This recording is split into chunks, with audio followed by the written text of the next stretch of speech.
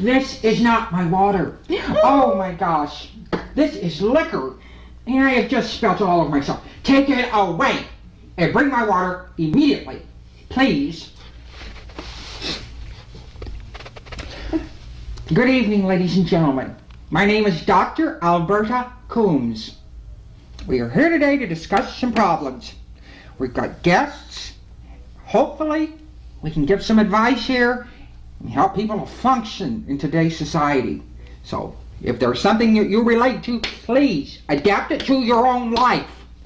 Come on. Okay, first up we have, please state your name. Jessie May Lyons. You're going to have to speak up, Jessie May, please, Okay. please. Again. Okay. Jessie May Lyons. Okay. Now, Jessie May, Mm-hmm. first up, let's get to the problem that we're facing today. Now, wait. Don't start. I don't want this to be a book. We don't have a lot of time here. So, let's get to the heart of the problem. Okay. Okay, go. When I was just a little girl. Okay, stop right there. I need specifics, Jessie May. Please. Okay. Don't waste my time. Okay. Don't waste my time. How old were you? I was about 3 years old. Very good. Uh-huh. Keep going, please. Okay. I was about 3 years old. I was sexually abused by my stepfather. 3 years old? Yes. 3 years old, and you have this vivid memory of being sexually abused, supposedly. Yes, I did. How old are we today, Jessie? I'm 49 years old. Okay, irregardless of this supposed abuse by a stepfather who was probably a loving and caring man. No. Jessie, irregardless of this abuse, this supposed abuse, that happened nearly 50 years ago in the past. 50 years ago! It's in the past! Get over it! So now we're using this as an excuse not to function and to be depressed in today's society. Is that right, Jessie? Let's take some personal responsibility here. Did anybody interview her before the broadcast to find out if she had a real problem? Did anybody interview her? This happened over 50 years ago, and we're still crying little crocodile tears. Stop it. Stop it, Jessie. Stop it. I am tired of people not taking responsibility. Let's get on with it. Get on with our lives. We've all had problems. Right? Is that not right? Do I know anybody that hasn't had a problem? Let's get over this. Let's start taking, in today's society, let's start taking responsibility for our own feelings. And stop blaming people. Stop blaming others. Just get over it. It was in the past. Let's get some real problems out here. Bring on somebody with some real problems. Bring on the next guest, please. Please. Somebody with some real problems. I said stop crying. This better be my water. Oh, thank you. That's delicious. Now, we're back. Once again, I'm Dr. Alberta Coombs. Once again, I am Dr. Alberta Coombs. We are here with another guest. We got rid of Jessie May, and who do we have here? Speak up. I'm not going to go through this again. Please, I cannot help if you do not participate in this. I don't want to give my name. Why are we not giving our name? Are we ashamed? What do we have to be ashamed about? I know her name. Her name is Janet Jones. Janet? That is her real name, too.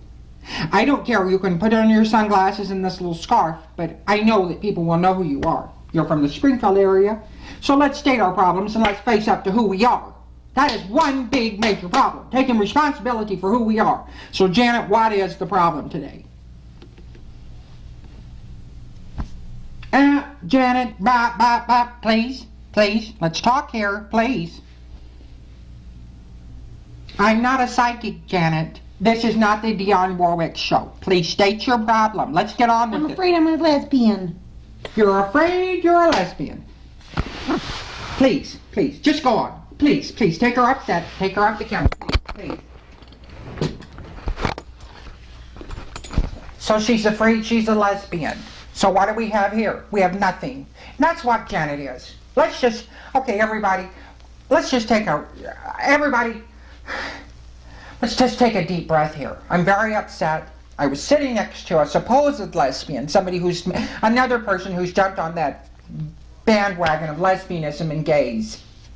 Ever since the medical community came out with this supposed gene in our brains that somewhere inside of our brains we were born homosexuals. Now everybody wants to be to the in crowd. Well, I'm sorry, but I don't believe it. I believe at some point we chose to be homosexual. And I believe that this Janet here, if she's wanting attention or love of some kind, she was ashamed. You saw her wearing sunglasses and a scarf, not even wanting to give her name, Janet Jones. Well, I just think it's a pity that people don't face up to their real problems. She's just probably some woman who's middle-aged and doesn't even want to fix herself up. She didn't even have any makeup on. I'm sick to death of it. I just want everybody here to wake up. Wake up and smell the coffee. Give me some real problems, not people who are just wanting attention.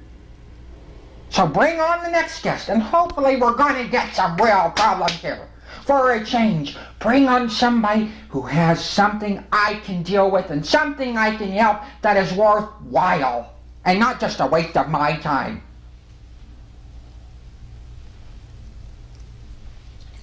I must look like a fright. I barely had any time to put any makeup for this or get prepared or anything. Take your time. Thank you, Dr. Coombs. You've been so patient with me. Oh, my name is Nettie Lee Garrett. I'm certainly not ashamed of my own name, and I'm certainly not ashamed of who I am or what I am. I feel like a lot of my problems aren't my own fault. Starting when I was young, my mother was a very jealous person. My father and I were so close. I don't know, I think my mother always resented me. I was always so pretty. Daddy always encouraged me in everything that I did, and of course I made straight A's, and I was a lovely child, very well behaved. I was very suited for pageants, and my mother begrudgingly took me to these contests, which I won those pageants. When I was 16, I wanted to go to Hollywood.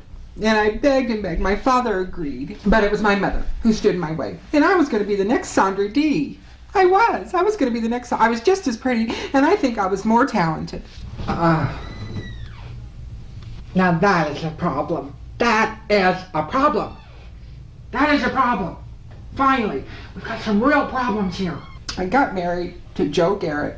It was a horrible marriage, but I put up a false pretense, and I think he just married me as a trophy, something that was pretty to hang on his arm. I had 3 children. I had 1 boy and 2 girls. And of course they resented me. I suppose it would be hard for any daughter or even a son to have a mother who's so pretty. Blames me for so many problems. Of course I got a divorce from my husband. I'm trying to speed this along, Dr. Coombs. There's just so much to tell. Keep going, Nitty. Keep going. Just let it out. Let it out, Nitty. I know how painful it is. You take this handkerchief. Thank you, Dr. Coombs. Race through my past as if it doesn't exist. Because I'm almost 50 years old. I'm almost 50 years old. No. Yes, I am. Yes, I am.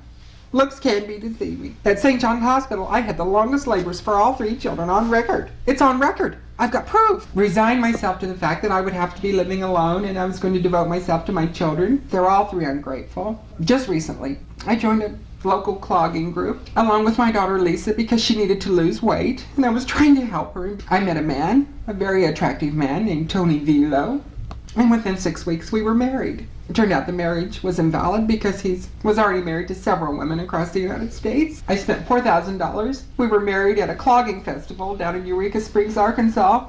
I had a special gown made up for Lisa and I. I let Lisa be one of my bridesmaids. I wouldn't let her be maid of honor because she's too heavy. She threw a fit about that and nearly destroyed my wedding.